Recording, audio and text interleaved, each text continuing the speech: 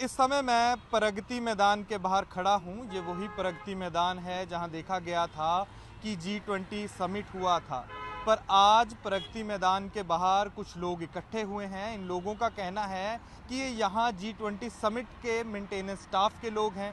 इनको एक निजी कंपनी द्वारा G20 समिट के समय साफ सफाई और रखरखाव के काम के लिए रखा गया था, पर अब इनका कहना है कि जो इनकी कंपनी है इनको इनकी सैलरी का सही भुगतान नहीं कर रही है और जिन लोगों की सैलरी आई है उनको भी उनके मेहनताना का पूरा भुगतान नहीं मिला है। इसके बाद आज वो यहाँ आए हैं विरोध प्रदर्शन करने के लिए। तो पहले सर मैं आपका नाम जानना चाहूँगा। सर मेरा नाम उमाशंकर है। सर मैं यहाँ 16 अगस्त से आया था, यहाँ मेरी जॉइनिंग हुई थी। उसके बाद हम लोग यहाँ 12 घंटे 8 घंटे 9 घंटे जैसा भी हम लोगों ने टाइम दिया, कंपनी को पूरा टाइम दिया। अब सैलरी मांग रहे हैं तो सैलरी के बाद पहली बात तो हमें जॉब से भी निकाल दिया इन्होंने, और जॉब निकालने के बाद अब हमारी सैलरी भी नहीं दे रहे हैं।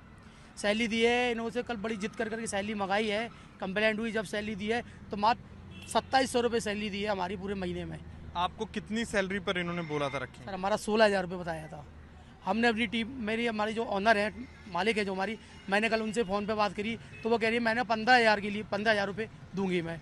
सर 15,000 से भी आप जोड़ो, हमारे महीने में क्या 2700 रुपये बनते हैं?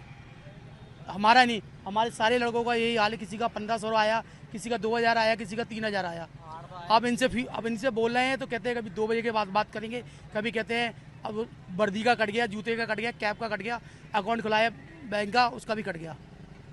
तो आपने अभी इनसे बात की, जो जिन लोगों के पैसे पूरे नहीं आए और कईयों के पैसे तो आए ही नहीं है, तो आप जैसे कितने हैं इधर? सर हमारी तरह सर कम से कम 2-250 लड़के हैं। 2-250 लड़के हैं। 2-250 लड़के लेडीज हैं, कुछ उसमें जेंट्स भी हैं। ओके, तो अभी इनका रुख आपके प्रति क्या है? मतलब घुसने दे रहे हैं, बात कर रहे हैं? सर अंदर तो हमारी एंट्री बंद कर दी गई। अंदर जाओ तो बीएसएफ वाले कहते हैं तुम्हारा एंट्री बंद हो गई है, तुम्हारी कंपनी यहाँ से ली गई है। कंपनी हमारी नोएडा में, नोएडा भी नहीं जाने दे रही है। अब बताओ सर हम कहाँ जाएँ? हमारे घर में छोटे छोटे बच्चे, हम रेंट से रहते हैं। अब हम किराया किस बेस पे देंगे? मकान मालिक तो कह रहा हम आप पे क्यों विश्वास करें? उन्होंने हमें रात में हमारे घर से बाहर निकाल दिया, बोले किराया नहीं, आप बाहर जाइए। अब सर हम कहाँ जाएंगे?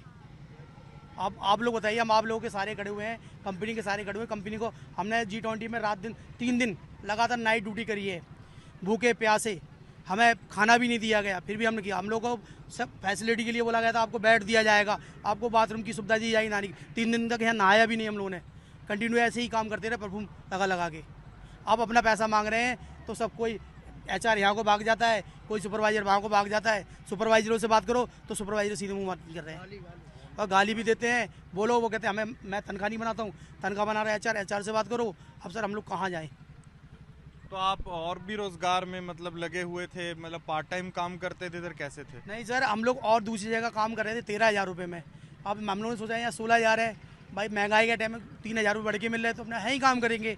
अब पता चला इन्होंने हमें 1 साल के लिए कॉन्ट्रैक्ट के लिए बताया। G20 खत्म होते ही 15 तारीख 14 तारीख हो के इन्होंने कह दिया भाई तुम्हारा अपना हिसाब करो, अपने घर जाओ, हमारा टेंडर खत्म हो गया। अब सर हम ना हम यहाँ कह रहे, ना घर कह रहे, ना घाट कह रहे, कहाँ जाएंगे? अब इनको बोला तो वो कह रहे भाई हमारे पास जॉब ही नहीं, मैं कहाँ जाएँ? अब जब जॉब तो कहीं मिलेगी नहीं, सैलरी भी नहीं हाथ में, तो हम तो दोनों जगह से सर फंस गए हैं। तो आगे क्या करेंगे आप? अगर आपकी सैलरी का भुगतान पूरा नहीं होता तो क्या किया जाएगा? सर अब तो मजबूरी यही है, या रोड पे आत्महत्या करना पड़ेगी। हम लोगों का पैसा नहीं है और हम लोगों को यही ऑप्शन है आगे, मकान मालिक घर से बाहर निकाल दे, कहाँ जाएंगे सर हम लोग?